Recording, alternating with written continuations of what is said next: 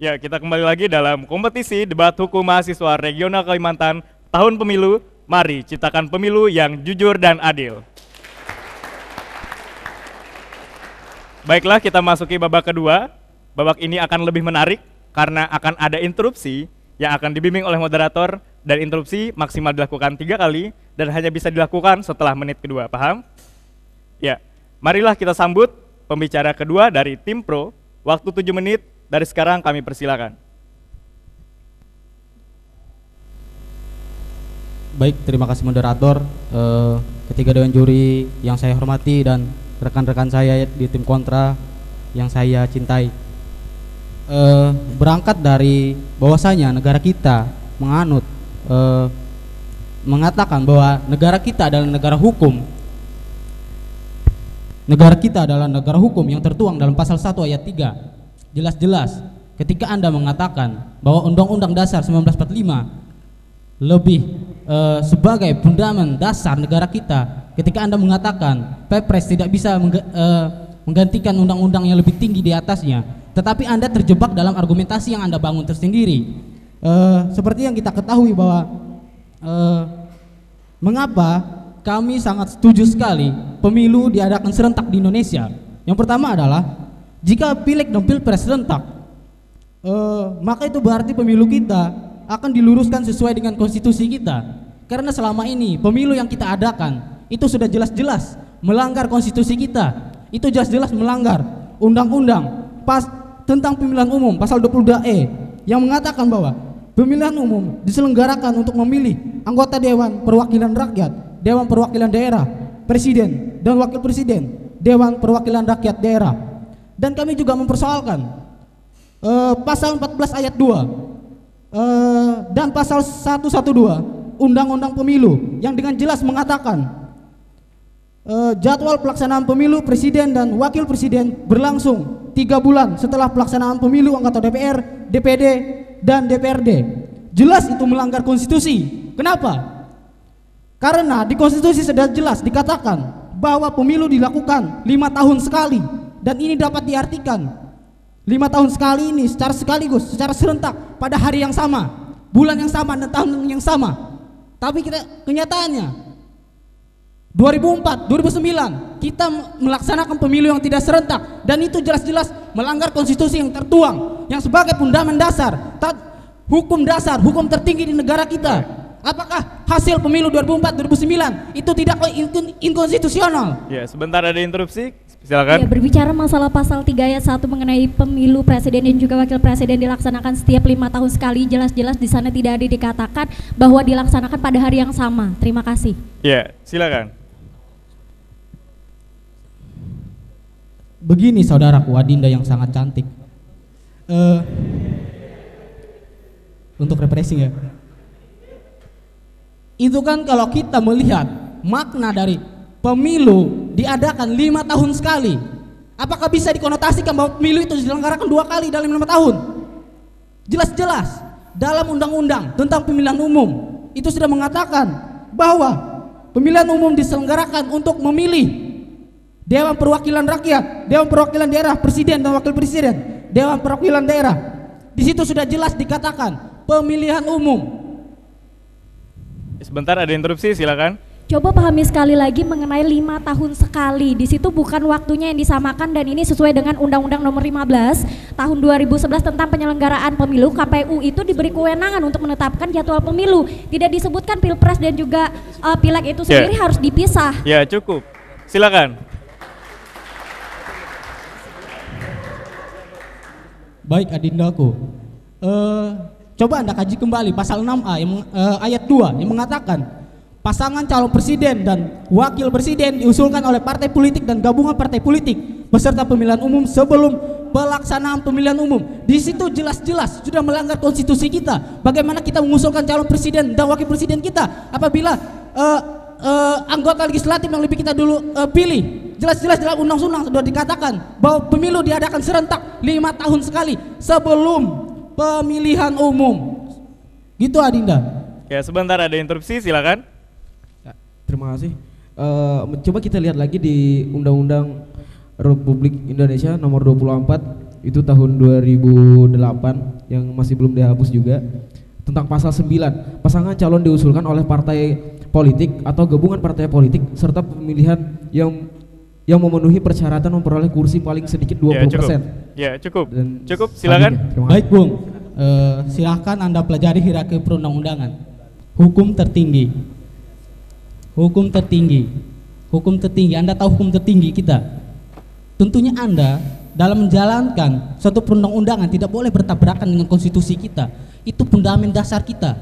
Ketika Anda menyelenggarakan pemilu serentak, dan itu sangat jelas-jelas bertentangan dengan undang-undang dasar kita, konstitusi kita, dan jelas-jelas dalam Undang-Undang Nomor 12 Tahun 2008 sudah menetapkan pilkada sebagai pemilu, bukan lagi pemilihan kepala daerah. Di sini sudah diatur dalam Undang-Undang Pilkada. Bagaimana Anda bisa melaksanakan pemilu serentak manakala kita sendiri melaksanakan pemilu itu dalam 2 tahap? Apakah itu bisa dikatakan konotasi 2 tahap ini sebagai pemilu serentak? Tentunya tidak. Apabila kita kaji dari bahasa Indonesia, itu yang dipermasalahkan selama ini dari kami tim pro, sehingga kami sangat setuju apabila pemilu diadakan serentak. Seperti itu, Bung. Kemudian mengapa kami sangat setuju sekali pemilu ini diadakan serentak?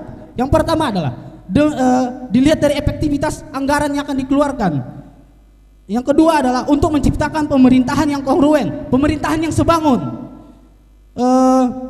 dominan, demi penjabat eksekutif mendapat sokongan mayoritas legislatif agar pemerintahan kuat dan efektif dalam jangka pendek. Pemilu serentak menciptakan koalisi pemerintahan yang solid karena proses pembentukannya lama dan matang. Karena yang kita ketahui selama ini pemilu yang diselenggarakan 2 tahap, di situ proses koalisinya diadakan setelah pemilu legislatif. Jadi proses koalisinya tidak matang, tidak ada kekuatan dalam koalisi yang akan menyokong roda pemerintahan nanti. Karena apa? Karena di situ terjadi politik transisional, di mana partai politik hanya mencari keuntungan dari koalisi tersebut, sehingga apabila anggota koalisi yang tergabung dalam setgaps tersebut merasa tidak setuju dengan kebijakan-kebijakan yang dikeluarkan pemerintah, maka mereka menggunakan legislator-legislatornya di dewan untuk mengganggu roda pemerintahan, sedangkan jelas-jelas mereka sendiri adalah gabungan dari koalisi tersebut. Iya, waktu habis, kita Terima berikan kasih, tepuk tangan yang saudara. meriah.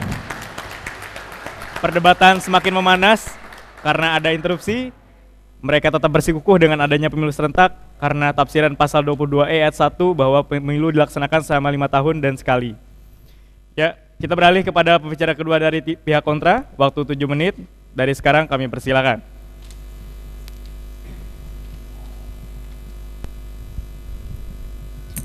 Iya, baik, di sini kami tetap memilih untuk mengenai pemilu serentak, calon legislatif dan juga calon presiden itu sebaiknya dipisahkan saja. Karena apa? Yang pertama, kita sudah punya Undang-Undang Dasar 1945. Mengenai yang pertama masih kami kuatkan mengenai UU RI nomor 42 tahun 2008 tentang pasal 9. Pasangan calon presiden itu diusulkan oleh partai politik atau gabungan partai politik peserta pemilu yang memenuhi persyaratan perolehan paling sedikit 20%. Yang jelas di sini adalah presiden threshold sebesar 20% kursi DPR RI berdasarkan dengan Undang-Undang 1945. Dan presiden threshold sendiri ditetapkan di sini untuk maka pemilu sudah selesai. Di sana sudah sudah kita anggap pasti sudah selesai. Dan ketika pemilu sudah selesai, apakah parpol itu masih bisa dikatakan parpol peserta pemilu? Dia sudah mantan peserta pemilu dan juga dia adalah parpol yang menjadi pemenang. Padahal pasal 6A ayat 2 Undang-Undang 1945 mengatakan bahwa parpol peserta pemilu saat sebelum pelaksanaan pemilu dan juga pasangan presiden juga wakil presiden diusung oleh partai politik dan juga gabungan partai politik peserta pemilihan umum sebelum pelaksanaan pemilu, di mana bisa ditafsirkan di sini bahwa parpol itu mencalonkan pasangan calon presiden dan juga wakil presidennya ketika berstatus sebagai peserta pemilu. Itu yang pertama. Dan yang kedua, di sini dikatakan juga pada bab 2 asas pelaksanaan dan juga lembaga penyelenggaraan pemilu presiden dan juga wakil presiden di pasal 3 ayat 5 mengenai pemilu presiden dan juga wakil presiden dilaksanakan setelah pelaksanaan pemilihan umum anggota DPR, DPD dan juga DPRD. Mengenai di sana juga ada disebutkan dalam pasal 4 hari, tanggal dan juga waktu pemungutan suara pemilu presiden dan juga wakil presiden ditetapkan oleh keputusan KPU. Kalau kita lihat dari isu-isu terakhir ataupun berita-berita terakhir yang MK yang memang sudah memutuskan bahwa pemilu serentak itu dilaksanakan pada tahun 2019 itu jelas sangat inkonstitusional. Karena apa? Karena seharusnya pada saat MK memutuskan itu sudah telak pemilu serentak dilaksanakan untuk calon legislatif dan juga calon presiden, maka seharusnya dilakukan pada 2014. Kenapa masih melanggar? Itu yang pertama. Ya, sebentar, ada interupsi. Silakan. Baik, Adindaku. Putusan MK kalau kita lihat kembali, manakala kita melihat putusan itu sangat berdempetan sekali dengan pelaksanaan pemilu kita. Apakah Anda tidak melihat dari cita-cita hukum kita, tujuan hukum kita, keadilan? Yang pertama kepastian, keadilan dan kemanfaatan. Apakah Anda tidak melihat dari sisi kemanfaatannya? Putusan ini apabila dipaksakan 2014 dilaksanakan pemilu. Apakah ini tidak akan mengganggu? Kami sudah memahami mengenai keadilan. Keadilan apa yang Anda maksud di sini? Tidak ada yang pertama yaitu keefektifan dan juga keefisienan sendiri dalam kampanye sendiri, dalam pemilihan umum sendiri. Kita sudah ketahui dari fakta sendiri yang sudah kami ketahui di sini mengenai pemilihan calon legislatif yang sudah kita ketahui, pemilih harus menghadapi 600 sampai 1.800 calon saat di bilik suara pada tahun 2009, dan itu kita ketahui pasti sangat membingungkan bagi masyarakat, itu tidak efektif. Dan meskipun pada tahun 2014 ini sudah berkurang, dan saya berbicara fakta di sini mengenai jumlah calon anggota legislatif itu 125 sampai 450 calon saja, ditambah lagi dengan presiden yang mungkin kita tidak tahu informasi visi misinya, pasti kampanye itu akan berbarengan dengan calon anggota legislatif. Itu sangat membingungkan bagi masyarakat. Ya, sebentar ada interupsi, silakan. Ya, makasih. Jadi untuk pengetahuan Mbak Aja, pasal 5 Undang-Undang 42 tahun 2008 itu sudah punya putusan dari MK, Mbak, dan itu hasil dibatalkan, dan itu juga sudah punya ketetapan. Kalau Anda tahu kan sifat putusan MK itu kan tetap final dan mengikat. Ya, cukup. Ya, cukup. Silakan.